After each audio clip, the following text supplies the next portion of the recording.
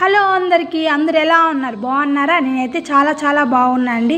ఇది గబ్బమ్మ పండుగ రోజు మినీ బ్లాగ్ అండి. అమ్మవారు చూడండి చక్కగా అలంకరించుకొని నవ్వుతూ ఉన్నారు.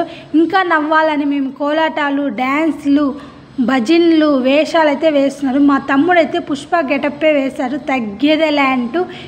ఇంకొక విషయం ఏం తెలుసా, మా మమ్మీ డ్యాన్స్ వేస్తుందండి. నాకు ఊహ తెలిసినప్పటి నుంచి మా మమ్మీ డ్యాన్సే వేయలేదు. ఇంకొకటి ఏం తెలుసా, భజన వేస్తుంది, కోలాటాలు వేస్తుంది, అవన్నీ తెలుసు. కానీ నాకు తెలిసినంత వరకు మమ్మీ డ్యాన్స్ వేయలేదు. ఇదే ఫస్ట్ టైం మా అమ్మ డ్యాన్స్ వేయడం. ఇంకా మా నాన్న వేసేది మేము అందరం చూస్తున్నాము. మా మమ్మీ ఇదే ఫస్ట్ టైం వేసింది.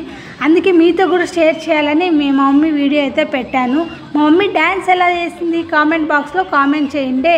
తర్వాత పుష్ప గెటప్, పుష్ప కూడా తగ్గేదలే అంటూ డ్యాన్స్ అయితే వేసేస్తూ ఉన్నాడు. చూడండి మీరు కూడా. తమ్ముడు కూడా పుష్ప గెటప్ వేసుకొని ఓన్ డ్యాన్స్ వేసేస్తున్నాడు.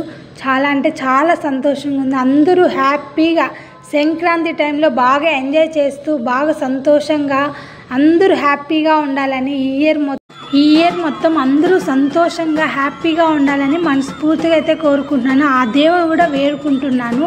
ఆ దేవుడు చూడండి అలంకరిస్తూ ఊరేగింపు అయితే చేస్తూ ఉన్నారు. ఇంకేముంది, సంక్రాంతి సెలబ్రేషన్స్ అంతా కంప్లీట్ అయిపోయినాయి. ఇంకా వచ్చేటివి జాతరలు కానీ ఇంకొచ్చే పండుగలు ఇంకా ధూమ్ ధామ్గా ఉంటాయి. పుష్ప గెటప్ ఎలా ఉందో కామెంట్ బాక్స్లో కామెంట్ చేయండి.